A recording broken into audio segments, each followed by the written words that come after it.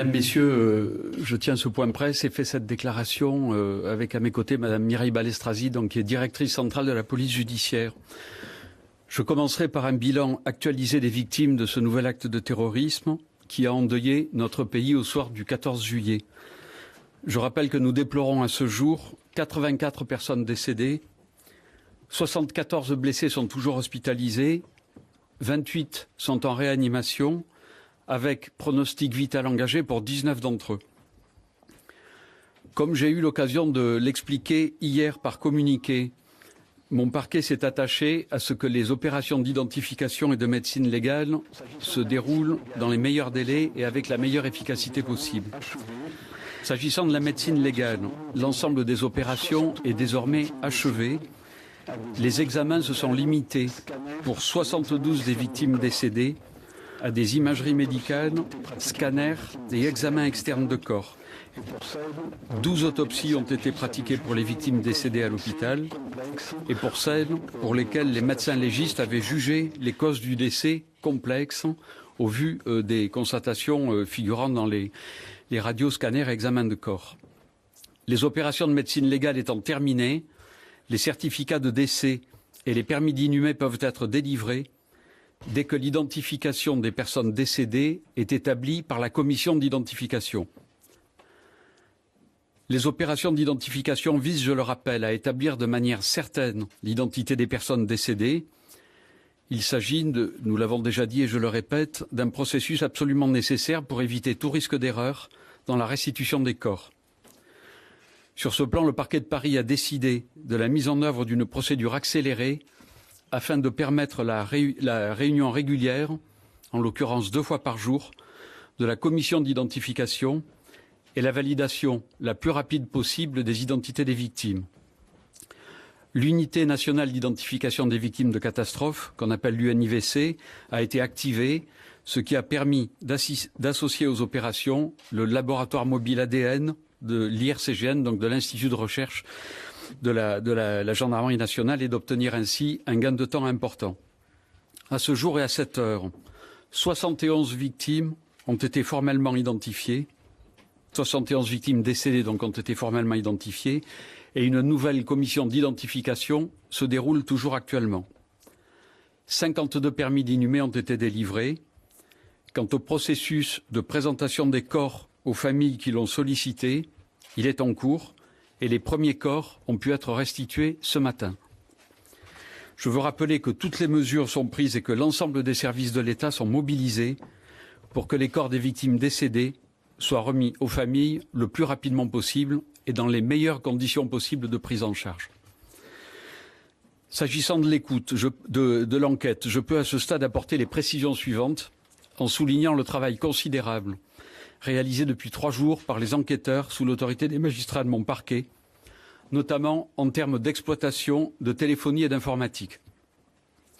Je ne m'exprimerai pas, en revanche, sur les 6 gardes à vue actuellement en cours, qui concernent, je vous le rappelle, des personnes soupçonnées d'avoir pu être en contact avec l'auteur de l'attentat ou d'avoir pu lui apporter une aide logistique, notamment dans la fourniture de l'arme dont il a fait usage.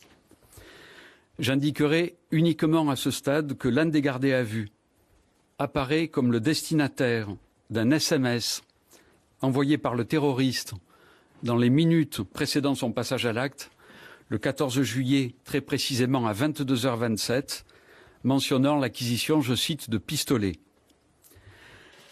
J'ajouterai, vous le comprendrez, que de nombreuses investigations sont toujours en cours sur les SMS et appels téléphoniques passés par le terroriste le jour des faits et les jours précédant les faits, afin d'identifier l'ensemble de ses correspondants et la teneur des messages échangés. J'en appelle donc à la responsabilité de tous pour préserver les avancées et l'efficacité des investigations au cours de l'enquête. Les investigations permettent à ce stade d'établir le caractère prémédité de l'attentat commis le 14 juillet à Nice. Mohamed Lawesh Boulel a pris contact avec la société de location de Saint-Laurent-du-Var le 4 juillet afin de réserver le camion pour la semaine du 11 juillet. Il est ainsi venu le 11 juillet à 8h30 pour récupérer le poids lourd en déposant un chèque de caution de 1 600 €. Le véhicule, je l'ai dit il y a 3 jours, aurait dû être restitué le mercredi 13 juillet. Plusieurs photographies extraites du téléphone portable du terroriste indiquent que ce dernier s'est rendu à plusieurs reprises sur la promenade des Anglais, ces déplacements pouvant correspondre à des repérages préalables de son forfait. En effet, un cliché de la promenade des Anglais en date du 12 juillet a été pris depuis la place conducteur du camion. Plusieurs selfies de l'auteur ont été pris le 14 juillet sur la promenade des Anglais, l'un à 13h43 devant la plage, un second à 16h02 devant un camion remorquant un char d'assaut, un troisième à 16h42 sur la promenade des Anglais et on fait un quatrième à 19h25 devant une allée piétonne. L'exploitation de la vidéosurveillance de la ville de Nice confirme que le terroriste s'est rendu avant la commission de son acte criminel au volant du camion sur la promenade des Anglais. Il est ainsi filmé le 12 juillet à 6h, pénétrant dans son camion avant de traverser Nice d'est en ouest. Et une fois sur la promenade des Anglais, il s'est arrêté devant l'hôtel Negresco en allumant les warnings du camion. Puis il a redémarré et rejoint son point de départ. Le 13 juillet, nouveau repérage, il est filmé vers 22h en train d'effectuer le même parcours. Une photographie extraite du téléphone portable du terroriste correspond aussi à un article de presse du journal Nice Matin, daté du 1er janvier 2016, photo prise le même jour avec le titre suivant, je cite, « Il fonce volontairement sur la terrasse d'un restaurant ».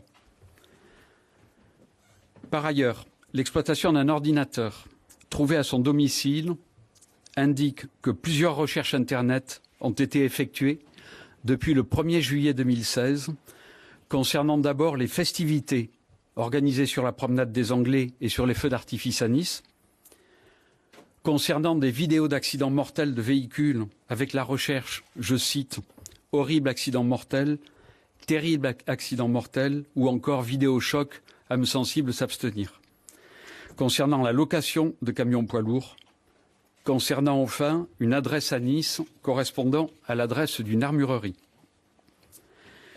Il ressort par ailleurs des investigations que Mohamed Lawesh Boulel semblait avoir besoin d'argent les jours précédant les faits. Toujours à ce stade des investigations et sous réserve d'évolutions futures, il apparaît qu'il a tenté de contracter un prêt à la consommation de 5 000 € le 28 juin 2016, prêt qui lui a été refusé pour risque d'insolvabilité. Il a également tenté de retirer 1 000 € le 14 juillet 2016 à un distributeur automatique de billets, mais n'a pu en retirer que la somme de 550 €. Il a également vendu son véhicule le 13 juillet 2016, donc la veille des faits, mais avait aussi la veille loué un autre véhicule. L'ensemble de ces éléments conduit donc à analyser les faits comme un attentat pensé et préparé, au moins dans les jours précédant le passage à l'acte. J'en viens maintenant aux premiers éléments de la personnalité de Mohamed Lawesh Boulel. Des témoignages font état d'un individu très éloigné des considérations religieuses, ne pratiquant pas la religion musulmane, mangeant du porc, buvant de l'alcool, consommant de la drogue et ayant une vie sexuelle débridée. Il est décrit comme un individu particulièrement violent à l'égard de son épouse et de ses enfants, et j'en veux pour preuve les différents témoignages de son épouse et des voisins qui ont pu être recueillis. Un autre témoignage fait cependant état de ce que, depuis 8 jours, Mohamed Lawesh Boulel s'était laissé pousser la barbe, expliquant, je cite le témoignage, que la signification de cette barbe était religieuse. Il avait aussi évoqué l'État islamique, indiquant, je cite encore, qu'il ne comprenait pas pourquoi Daesh ne pouvait pas prétendre à un territoire. Un autre témoin a par ailleurs indiqué qu'il y a environ 7 à 8 mois, Mohamed Lawesh Boulel lui avait montré une vidéo de décapitation d'otages et que, face à son étonnement, Mohamed Lawesh Boulel lui avait rétorqué « Je suis habitué ».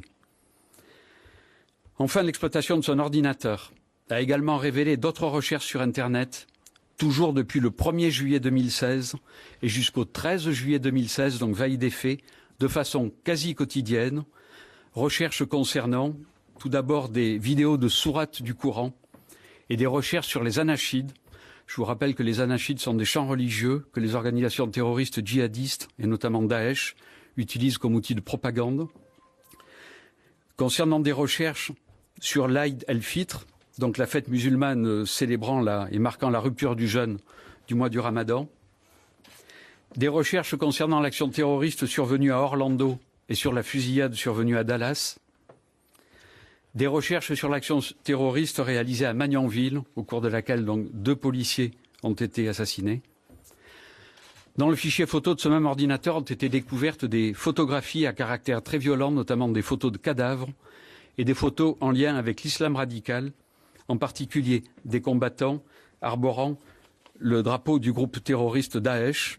A également été retrouvée une photo représentant des couvertures du journal Charlie Hebdo. Ont également été retrouvées des photos de Ben Laden et de Mokhtar Belmokhtar. Je vous rappelle que l'attentat a été revendiqué le 16 juillet par l'organisation terroriste Daesh via leur agence de propagande Amaq. Si aucun élément de l'enquête ne démontre à ce stade une allégeance de Mohamed Lawesh Boulel à l'organisation terroriste, ni des liens avec des individus se réclamant de cette organisation, l'exploitation de son ordinateur, tel que je viens de vous la détailler, illustre, on peut le dire, un intérêt certain et à ce stade des investigations récents pour la mouvance djihadiste radicale. La douloureuse actualité de ces derniers mois montre que les attaques terroristes émanent soit de commandos ou de cellules qui commettent des attentats planifiés depuis la zone irako-syrienne, soit d'individus qui obéissent aux messages d'appel au meurtre permanent et par tout moyen des organisations terroristes qui font de la France une cible privilégiée dans ce que je pourrais qualifier de terrorisme de proximité. Ce sont ces mots d'ordre, c'est cette idéologie fanatique et mortifère qui peut conduire certains individus à passer à l'acte en France sans avoir besoin de se rendre en Syrie et sans avoir besoin d'instructions précises émanant des organisations terroristes pour passer à l'acte. Comme nous l'avons vu déjà dans plusieurs dossiers d'enquête traités au parquet puis à l'instruction, l'adhésion à ces mots d'ordre, la radicalisation, peut intervenir d'autant plus rapidement quand elle s'adresse à des personnalités perturbées ou à des individus fascinés par l'ultraviolence.